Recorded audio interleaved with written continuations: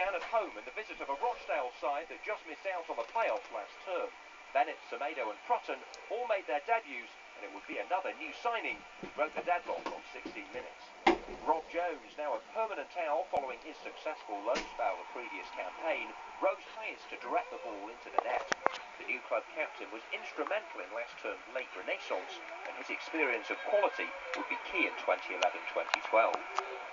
Rochdale improved in the second half and were a strip of paint away from levelling the contest when Ashley Grimes' curling effort rebounded off the post and was cleared to safety. The game was put beyond doubt in the 72nd minute when David Prutton capped his debut with a stunning strike. Just one game into the season and the Owls already had a strike worthy of winning any goal of the season competition.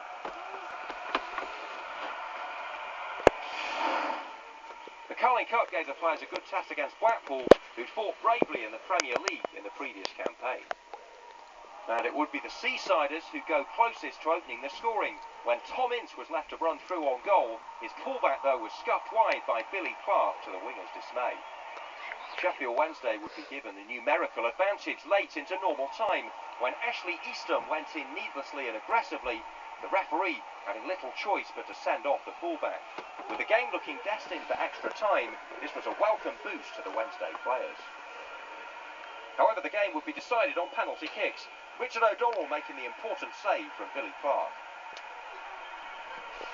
It was left up to James O'Connor to score the all-important penalty to secure a cup upset for the Owls and put their place in the second round of the competition. Back in the league and a trip to the south coast for the first away day of the campaign. And the Cherries would take the lead on 38 minutes when Adam Barrett's late run into the area was found from the corner and his low header put the South Coast side en route to victory. With 7 minutes to go, the Cherries put the icing on the cake when good play down the right from Feeney and Taylor was converted by Harry Arter.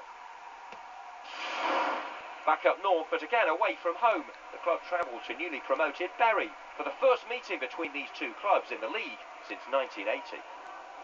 It would be first blood to Bury when on 7 minutes a long ball forward was laid off to David Worrell, whose pinpoint cross found Ryan Lowe, who had the simple job of heading the Shakers into the lead. The striker was on a hot streak that would net him the August Player of the Month and a high-profile move to Hillsborough, with the manager hoping he could recreate the form he was showing against Wednesday for Wednesday. And just before half-time, the Owls were 2 behind when Reader Johnson was outwitted by Damien Mazika, and the Frenchman slotted the Shakers into a 2-0 lead. The Owls got back into the game in the second half and were rewarded for their efforts when David Prutton found space in the centre of the field to push forward. He laid the ball off to Chris Sedgwick, who took aim and curled a beautiful shot into the top of the goal. It was the third goal Wednesday had scored this campaign, and 2 of them were Goal of the Month contenders. Rob Jones was sidelined for the home match with Notts County. Reader Johnson deputised, with Lewis Buxton taking on captain's duties. With just 10 minutes gone in the contest, the deadlock was broken when Chris Lyons was adjudged to have handled the ball in the area. The referee awarded the penalty, and Jeff Hughes planted the ball low into the bottom right-hand corner of the net. The goal was against the run of play, and Wednesday would continue to dominate the match. A corner from the left of the back post found Clinton Morrison, who did well to keep the ball in play, and crossed to Julian Bennett, who rifled the ball into the top of the net to bring the teams level. It was nothing short of what they deserved, and with their tails up, they looked to turn the tie and press for a winner. It would come with 20 minutes to go when Prutton found Lewis Buxton down the right wing. His low cross was pinpoint and found Gary Medine in acres of space in front of goal. The young striker had little difficulty converting the chance to net his first of the campaign and put the Owls into a deserved winning position.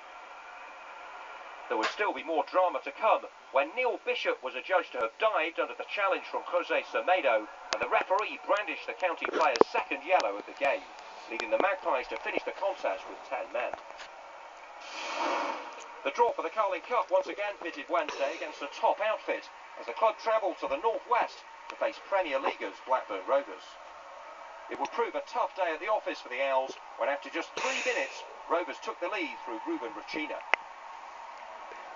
And the difficulties would double straight from the restart. Wednesday lost possession deep in their own half, and Rovers pounced, finding Rachina, who steadied himself and rifled the ball past Richard O'Donnell to put the Premier League outfit 2-0 up after just 5 minutes. And the game was put beyond Wednesday before the minutes had ticked over into double figures. Good Willie was left unmarked on the edge of the area, and his measured shot nestled into the bottom corner to bring to a close a devastating 4 minutes from Rovers. The travelling support did have something to cheer in the second half, when quick thinking from Chris Lyons put Clinton Morrison through. His instinctive first-time shot found the corner for the striker's first goal of the campaign. Not surprisingly, it proved nothing more than a consolation, and Wednesday left the North West and the distraction of the Carling Cup behind them. Back at home and back in the league, Wednesday looked to maintain their 100% S6 record against Scunthorpe United. And a mixed start to the season for Sheffield Wednesday. That's out of the Carling Cup in the week at Blackburn Rovers. But they're in here. Morrison, oh, should have scored. They had scored through Gary Medine. Scunthorpe appealing for offside, but Medine will get his goal. There's a score against Notts County in their last win here, but now Clinton Morrison didn't score. Lovely turn from Dagnall, and Prutton comes across, and a penalty has been awarded. Mr. Linnington, well, he's going to come and have a word with his assistant here. And it looks as though it's been overturned. What incredible scenes here at Hillsborough. And Scunthorpe are furious. This is Marshall. Deflected and in for two. First goal of the season, man unlocked from Stoke City. And clear daylight with not even 20 minutes on the clock. To win in League One this season, Scunthorpe. Just one defeat, however, with 3 draws in there. But they could be in with a chance of a goal here, and they have got themselves one back through Grant. Onside. It's another one for Gary Medine, and the former Carlisle striker, who scored 5 goals in the second half of last season after his move to Middlesbrough, has 2 today. And Sheffield Wednesday on their way to 3 points.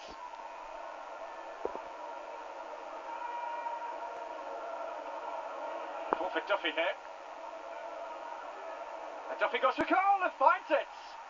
5 minutes left on the clock, and we've got a game on our hands. The month came to a close with the Johnston's Paint Trophy and a tie against the Bantams of Bradford. Both teams rested their starters, and the game would finish, after 120 minutes without a goal, with a penalty shootout. Chris Sedgwick took the decisive spot kick that was saved by Oscar Janssen, ending Wednesday's interest in the JPT tournament.